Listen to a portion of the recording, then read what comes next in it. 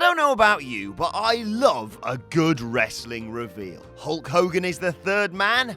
Nice. The Priest is Eric Bischoff? Sign me up. Triple H's plan B? Just hook it to my veins! Of course, nobody hits a home run every time, and I'm sure it's difficult to write consistently satisfying angles in such a dynamic environment. But no matter the reason, pro wrestling has seen plenty of anticlimactic, disappointing, and downright silly reveals in storylines. With that in mind, I'm Adam Wilborn from What Culture, and these are the 10 worst big reveals in wrestling history.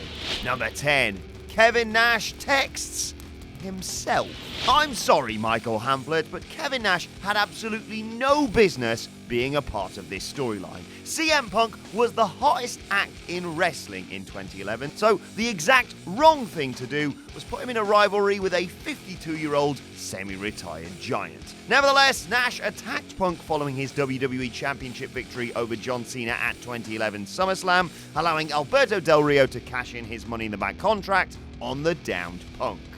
Summer of Punk, everybody!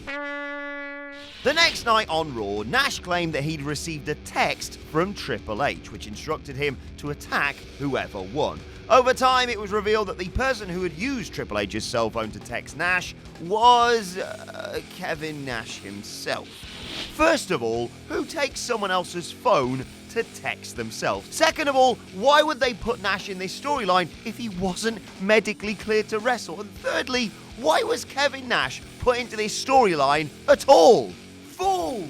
Number 9. 2 Aces and Eights reveals. The Aces and Eights story arc had a lot of potential when it started. However, when they began revealing members' identities, the storyline kind of started to jump the shark. Let's start with Bully Ray, a man who'd been fighting relentlessly against Aces and Eights for months, senselessly announcing that he'd been leading the Renegade Biker Act this entire time.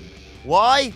I don't know. A few months later, TNA started cryptically tweeting and posting videos about a so-called #August1 warning, who eventually revealed himself to be MMA star Tito Ortiz. In theory, this isn't a terrible reveal, but it was one in execution, as the fans reacted like this. Number 8. Hornswoggle McMahon. In the course of 2 years, Vince McMahon booked himself to wrestle God, feuded with current US President Donald Trump, died and then immediately came back to life due to the real-life death of Chris Benoit, and even falsely promised to give away $1 million on an episode of Raw. But no Vince McMahon storyline from this era can be possibly worse than the illegitimate son angle. McMahon spent the latter half of the summer of 2007 trying to find out the identity of his illegitimate son. To WWE's credit, this storyline was initially going to serve as a launching pad for Mr. Kennedy, who would use his family status to rise to main event status, much like Triple H did in the early noughties. Unfortunately for them, Kennedy was busted buying steroids, so WWE had to scramble for a new illegitimate son. And their choice was Hornswoggle. So instead of using this opportunity to spearhead someone else's main event push instead of Mr. Kennedy, WWE decided to point and laugh at us for being invested in this storyline in the first place. Still, this isn't even the worst big reveal involving Hornswoggle. Number 7. Who ran over Stone Cold? By the end of 1999, Stone Cold Steve Austin was in rough shape. Bothered by complications from his initial neck injury at 1997 SummerSlam, Austin required 9 months of rehab to recover. To explain his absence, WWE booked Austin to get hit by a car in the parking lot at 1999 Survivor Series. So, for nearly a year, the burning question on everyone's mind was who ran over Stone Cold? Triple H. Commissioner Mick Foley revealed Triple H that the man, Triple H, behind the wheel was Rikishi. Yeah, Rikishi, the funny, portly man who dances around and rubs his arse in people's faces. That Rikishi. Yeah, nobody bought this guy as a heel. While Rikishi was an imposing big man with admirable agility, he did not have the mic skills nor the charisma of a top guy, and his push fell flat almost immediately. In an effort to correct their misdeeds, WWE decided to take the heat off Rikishi by revealing that it was, in fact, Triple H who'd masterminded this scheme all along. Rikishi would remain a heel for a couple more months after this, but was never considered a legitimate threat again. Number 6. The Yeti. At Halloween Havoc, Hogan dropped the title via DQ to the debuting Giant, aka Big Show, Andre the Giant's kayfabe son and the Dungeon of Doom's newest recruit. But the Taskmaster had yet another trick up his sleeve, an insurance policy. Specifically, a Yeti that had been kept preserved in a block of ice. In the ensuing bedlam, out came the so-called Yeti to make the save for the dungeon. I say so-called because he looked more like a mummy than an actual Yeti. While the man under the bandages, Ron Rice, was a legitimate 7'1", his awful aesthetic and his questionable bear hug on Hogan made him an instant laughingstock. Immediately after the pay-per-view, WCW changed his attire to that of a masked ninja, but inexplicably kept the Yeti moniker. He would spend his remaining years with the company, shuffling through various names and gimmicks, all of whom, were jobbers. Number 5. Razor Ramon and Diesel. The hottest story in wrestling in 1996 was the defection of Scott Hall, WWF's Razor Ramon, and Kevin Nash, WWF's Diesel, to rival promotion WCW. Excitement reached a fever pitch when WWF's play-by-play announcer Jim Ross announced that he was bringing back Diesel and Razor Ramon, as WWF fans genuinely believed they were getting the two megastars back. Sadly, what followed was an ill-advised heel turn for Ross. Thankfully, he still did bring back Razor Ramon and Diesel. Well, two guys cosplaying as Razor Ramon and Diesel anyway. Not only did neither man look like the original men in the gimmicks, but they couldn't accurately portray them either. The phony Razor, Rick Bogner, was easily the worst of the two, possessing absolutely zero charisma nor discernible physique. The man playing Diesel, Glenn Jacobs, may have been more talented and imposing than his counterpart, he simply didn't fit the role of Big Daddy Cool. And what happened to him? Mercifully, the placeholders were quickly buried by both the booking and commentary teams, so the act was not long for TV.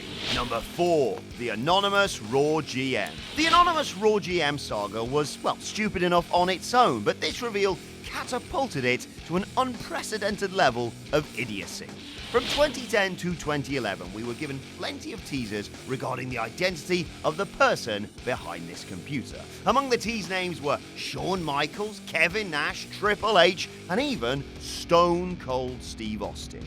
It wasn't until the summer of 2012 when we'd finally get our answer during a comedy segment. See where this is headed? You guessed it, it was Hornswoggle.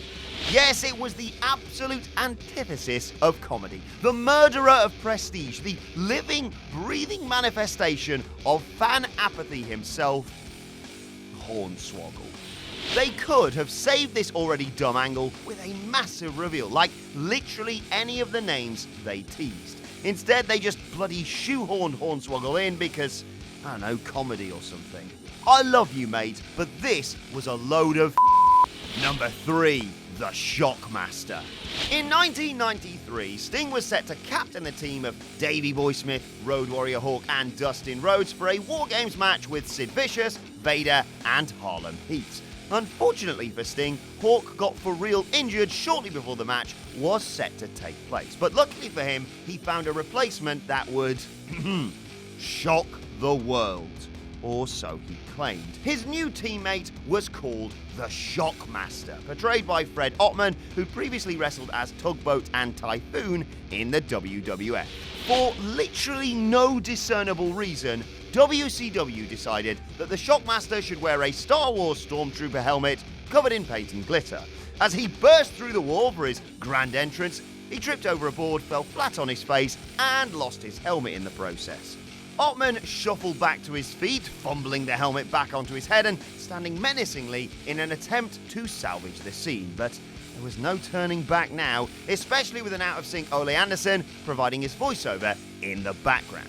Perhaps this reveal wouldn't have been quite as awful had Shockmaster not fallen, on his f***ing ass, as British Bulldog quipped at the time. No, wait, yeah, it still would have. After all, you can't expect to be taken seriously while wearing a sparkly Stormtrooper helmet. Number 2, it's me, Austin. Who was the Undertaker's higher power? Rumours swirled, with names like Jake Roberts and Don Callis among the most popular. But in June of 1999, the mysterious Overlord finally revealed himself to be none other than Vince McMahon. First off, how in the world does this make any sense? Why would Vince be in cahoots with his son, who stole his throne, and a group of satanic zealots hell-bent on torturing his own daughter?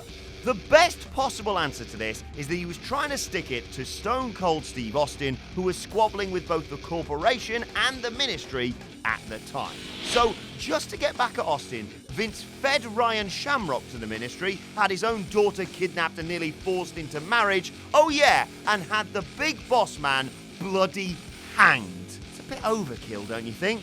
Number 1. The Gobbledygooker. Beginning in the spring of 1990, a giant egg began appearing on the stage at WWF events. In the months that followed, fans speculated about what could possibly be inside the egg. Could it be a new superstar, a returning superstar?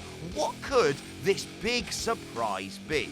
Well, fans got their answer at that year's Survivor Series when the egg finally hatched to reveal the Gobbledygooker.